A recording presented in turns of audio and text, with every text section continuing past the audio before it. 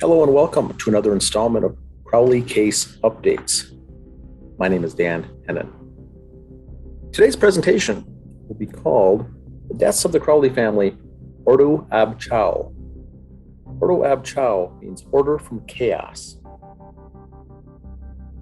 Order from chaos. The first thing that comes to mind when looking at the Crowley murder scene is chaos. From the way things are scattered, but important things are left alone, to the awful attempt at creating bloody footprints on the floor, to the use of blood to write on the wall.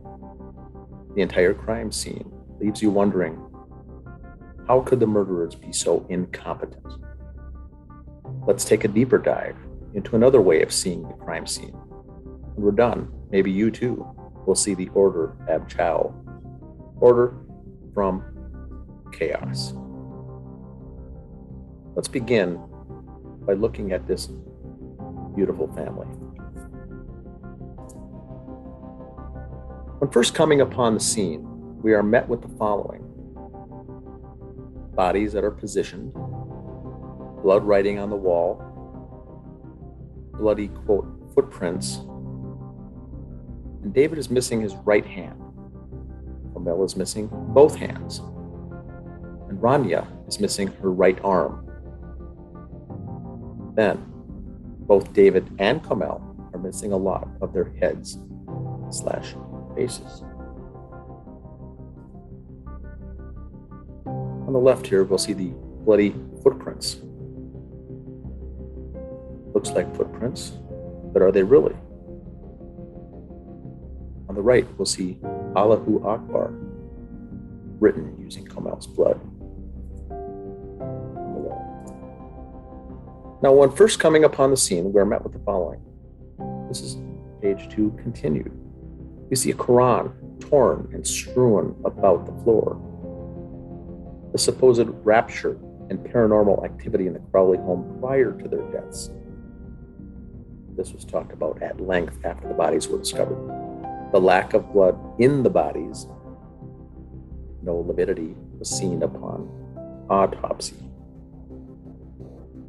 and the lack of David's and Rania's blood in the house.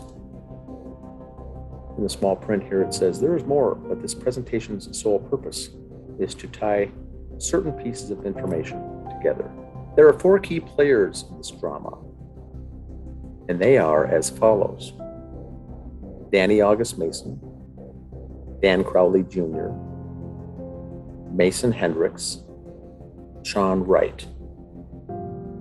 Let's get acquainted with each of the key players. First on our list is Danny August Mason. David met Danny August Mason, from here on out to be referred to as DAM, his initials, while attending film school. It is reported the two were introduced through David's film instructor. It is also reported that DAM sent David an email which contained links to websites that talked about conspiracy theories. So while DAM and other of the Gray State team slandered David, call him a conspiracy nut, DAM was first into the whole genre. What is interesting about DAM is his background. According to DAM, he studied Jeet Kune Do for most of his life, considers himself to be an expert in the field of martial arts. How DAM describes Jeet Kune Do is its, quote, the quickest, easiest way to take out your opponent in under / about 10 to 15 seconds, end quote. He goes on to say, quote, you learn how to break or kill your opponent in under 10 to 15 seconds, end quote. Let that sink in. DAM was also heavily into the paranormal, and he was initiated into Freemasonry via his friend Travis Thorpe.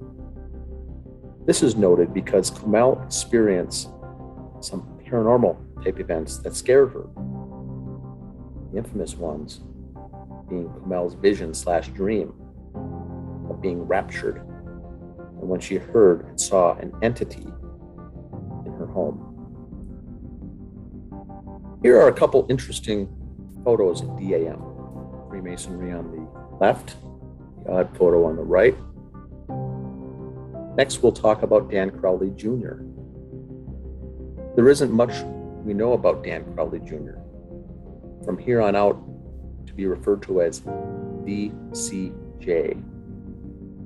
What we do know is, according to DCJ and others from the Gray State team, David had all but stopped communicating with him/them. In fact, DCJ made it a point to refer to the time David canceled a pre-planned babysitting job without an explanation. It was evident David was not going to allow DCJ to babysit Rania, at least in the foreseeable future. The most intriguing thing attributed to DCJ is the fact he withdrew $50,000 from his father's bank account. Dan Sr. was out of the country when the illicit bank transaction took place. Following the money, we could find where Dan Sr. juggled funds and transferred the missing $50,000 back into the account it was taken from. However, where the initial $50,000 went is anyone's guess, although we will draw a dotted line to the crime. Please remember, this dotted line is only a possibility. Here are a couple of interesting photos of DCJ. Next, we look at Mason Hendricks. Although we have not found a direct link between Mason Hendricks, from this point forward referred to as MH, and the Crowley crime scene, what is a dotted line is MH's interests, which lay with Norse paganism.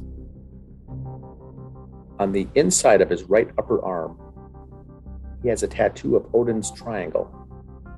This symbol is used to represent death. MH had an unhealthy attraction to Kamel. He would often tell David he would take her from him one day. MH would later reveal these things were said in fun. But why don't you read for yourself and you decide? Below is a quote that says, quote, "David was so protective of Kamel," said Hendricks. "And I would always fuck with him," quote. Hendricks jokingly told David if he ever got sick of Kamel, he would gladly step in and take his place. Then there's this. Hendricks also joked around with Kamel about a possible relationship. Quote, "Kamel, are you sick of David yet?" Hendricks asked. "Are you sick of this scrawny little man? Whenever you want to hang out with a real man, Kamel, you let me know." End quote. Hendricks was always messing around with David like that. Kamel would laugh, and they would hug. It was all in good fun. The following 3 photos were posted to MH's Facebook account the day after the Crowley bodies were found. One on the left is DAM with MH. One on the right, cartoon figure that he posted to his Facebook page. Lastly, we now bring to the table Sean Wright. Sean Wright, from this point forward, will be referred to as SW. He is a very crude individual. He has threatened us on a few occasions because we are looking into the deaths of the Crowley family. Yet, how could he claim to be David's friend and still say horrible things about him? SW is a person of interest for a few reasons. The following photos will make sense in a few minutes. Sean Wright on the right, screenshot of the Facebook post on the left, including the phrase in the middle, "You need to call me, I'm all good with getting out free tech." I brought that up initially, but if it's released before my court, you may send me to prison instead of beating my case. For real though, David Crowley, call me. That's a comment from Sean Wright to David Crowley. Crowley writes back in response, "I don't have any of your tax talk in there, Sean, my man. Don't sweat it. The movie is meant to send other people to prison." Very interesting.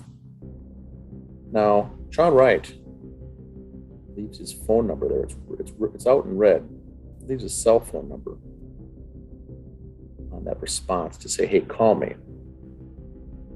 I know that Sean has said several times that he's the best friend of David Crowley. I think if you were to call him, he would already have his phone number, or he could do that via an instant message. This comment was made publicly.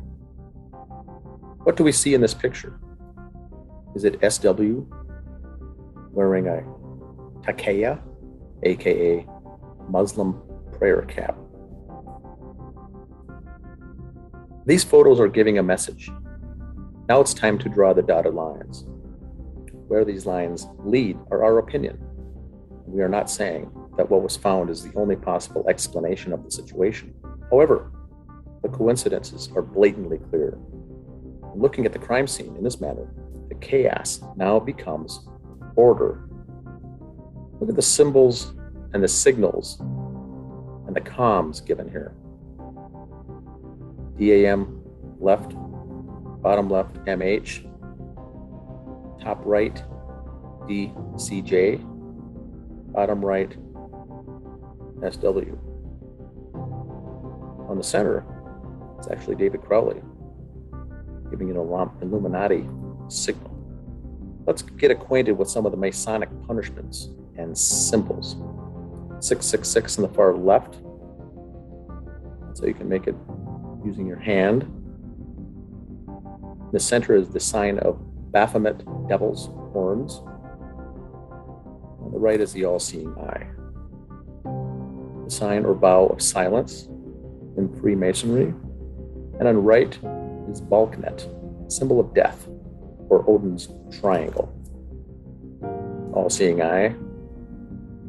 This photo is taken on the right, in which in some fashion you're covering up your other eye. Only one is visible. Very similar. Sign of Baphomet, devil's horns, SW flashing it there. Balknet, symbol of death, or Odin's triangle. MH on the right. Look at the tattoo there on his right bicep. That's exactly what that is. Vow of silence. Index finger either pointed up or across. DAM there, photo on the left, giving two symbols, two signals. All-seeing eye, Illuminati, image from the back, Federal Reserve note, $1 bill, and DAM on the right. What we find interesting is David is using his hands to make a pyramid shape in front of his eyes. The pyramid shape is a symbol for the all-seeing eye. Could this indicate David knew what these symbols meant, especially in light of his movie Gray State?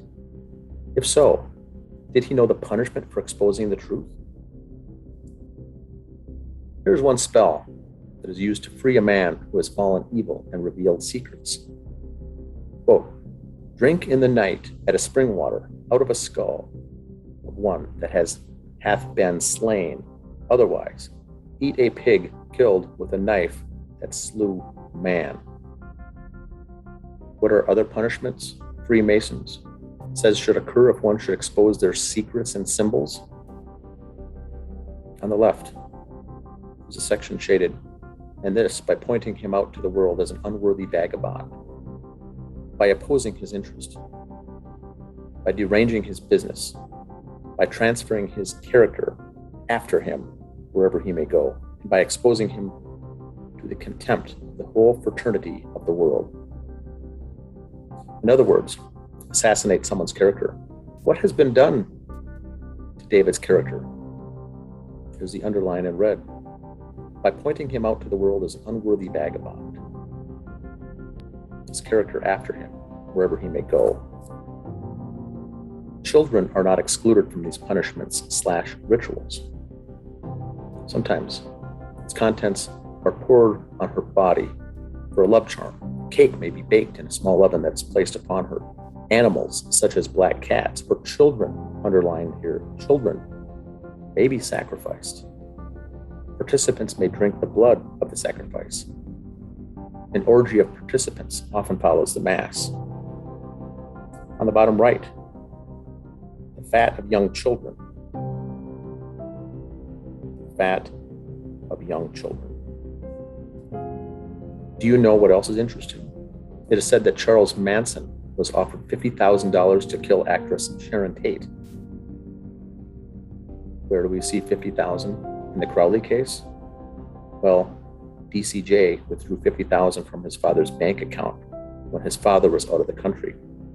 This $50,000 was never accounted for, and Dan Crowley Sr. simply transferred funds from one account into the account from which the money was taken. To this day, the paper trail for the $50,000 ends. No answers. $50,000 is often the amount offered/requested when planning a murder for hire.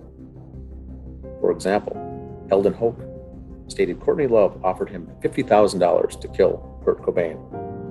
As stated before, it has even been found Charles Manson was offered $50,000 to kill Sharon Tate. According to the Freedom of Information request in this Crowley case, we do see the bank records here of a withdrawal at a branch location of $50,000 in cash, not a traveler's check, but cash at the location from a savings account. This date was October 18th. Dan Sr. explained to detectives he was out of the country on business. All-seeing eye, DCJ. Even Susan Adkins knew about the all-seeing eye.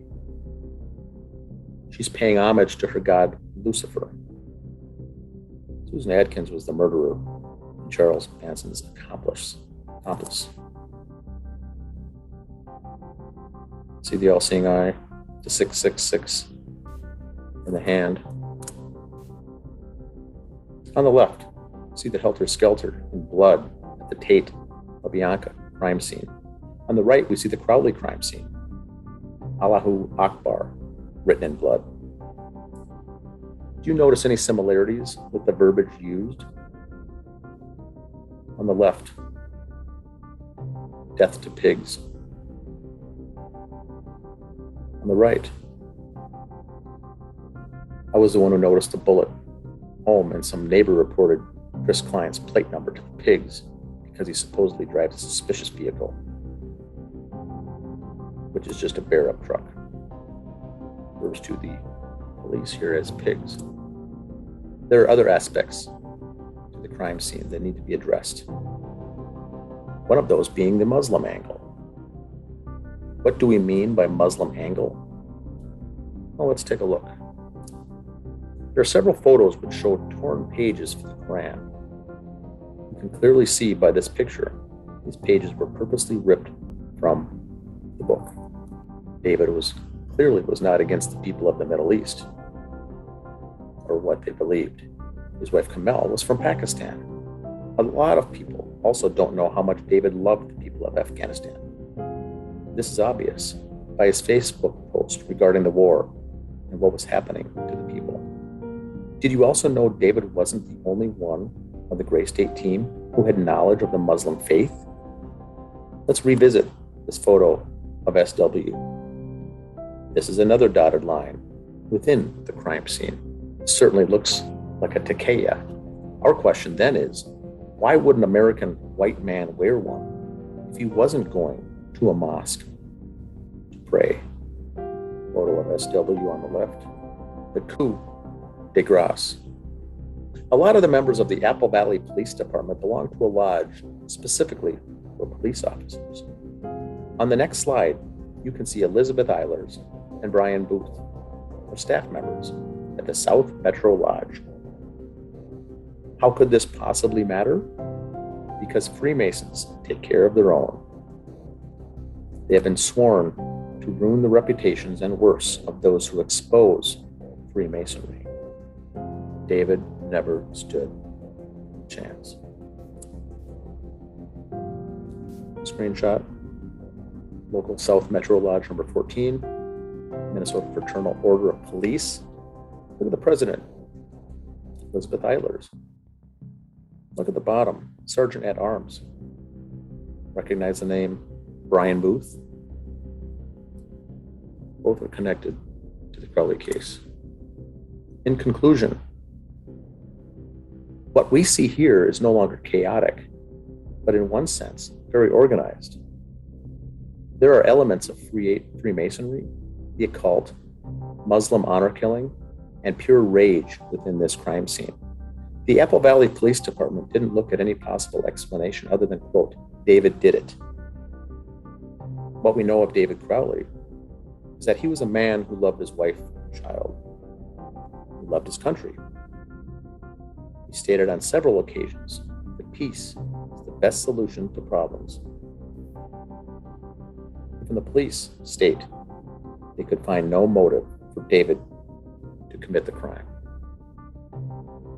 What is more important is this. David stated on the Alex Jones show that if he were to end up dead, he wasn't suicidal. Isn't that how so many deaths are called when dealing with situations like Gray State? Here, David said he wasn't suicidal just months before the family was murdered. And at the same time, there were those close to him who had motive for these murders. And there was motive for the AVPD to look the other way.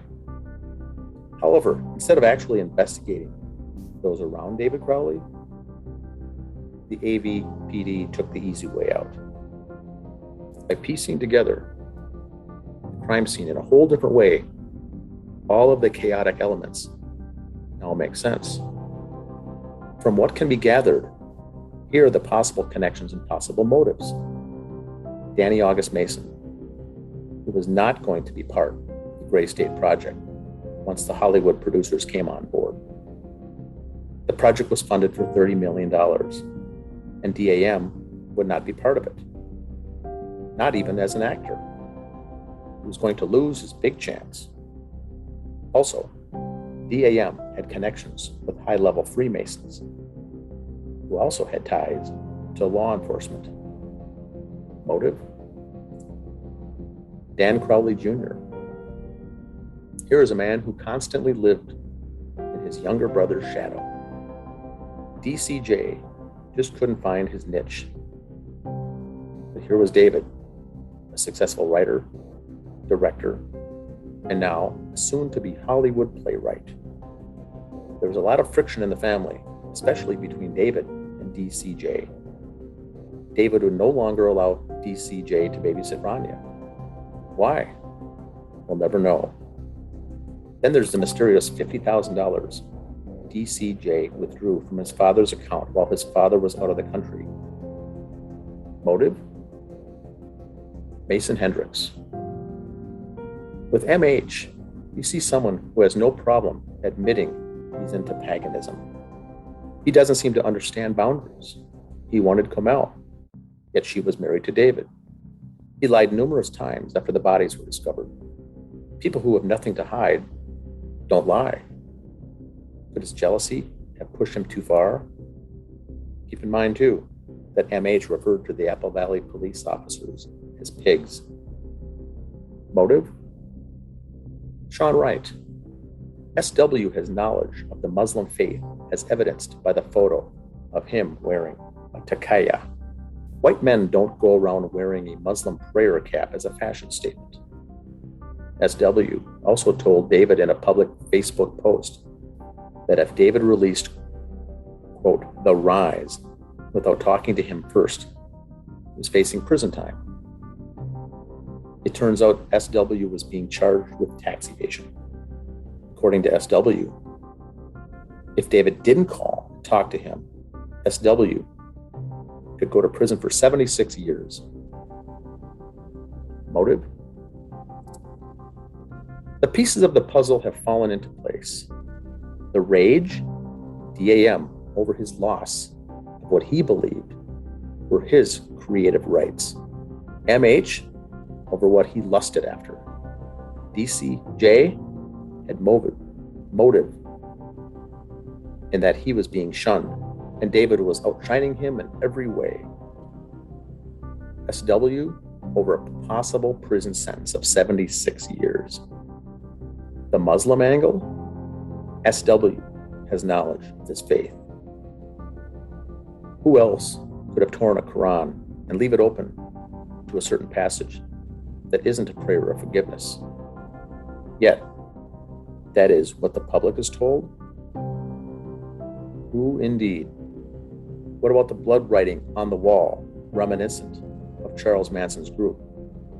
This could also be connected to SW with the Allahu Akbar and DCJ taking out the $50,000 and then writing on the wall like the Manson clan. When looking at the crime scene in a different light, it is no longer chaotic. It is planned, filled with rage, and deliberate. The crime scene screams motive. Yet, out of all of the Gray State team, who was the one person who didn't have motive? David Crowley. The AVPD, without motive or answer as to why, decided within 2 hours that David had killed his family. They blamed the one person who could not defend himself and ignored those whose motives were everywhere on social media. We are not saying the way we have presented this to you is definitely the way it happened. What we are saying, however, is there is evidence of motive for Danny August Mason, Mason Hendricks, Dan Crowley Jr., Sean Wright, and the Apple Valley Police Department. There are dotted lines that cannot be ignored. Are these dotted lines the only ones? Could these dotted lines just be coincidence? Could we have it all wrong? The answer to those questions is yes. When looking at the crime scene as a whole, though, one has to ask themselves, are we far from the truth? Or have we found the truth that is stranger than fiction? Do you, too, now see the Ordo of Chao, order from chaos? It's a post from Mason Hendricks. He said he was there with me, as well as Dan Jr. and others. We were hiding evidence that we killed David so that we can get a hold of David's script, which we all have had for a long time. Also, we needed to get a hold of David's hard drives so we can get a hold of footage to make millions. Oh, wait, I have a bunch of footage from some shoots we did back in 2013. We also had to scrape Kamel's blood off the floor and mix it in water and then write on the wall and make sure we left no prints behind to throw cops off our trail. Then we took one of David's had and bought a gun and registered his name and put his fingerprints on it. Wait, Dan Jr. and Danny and Chris and I did that on the 26th. Not when we were there in January. I get lost. I get so lost sometimes in our evil plan. God, you people are funny. This is a post on Facebook. Thanks for listening.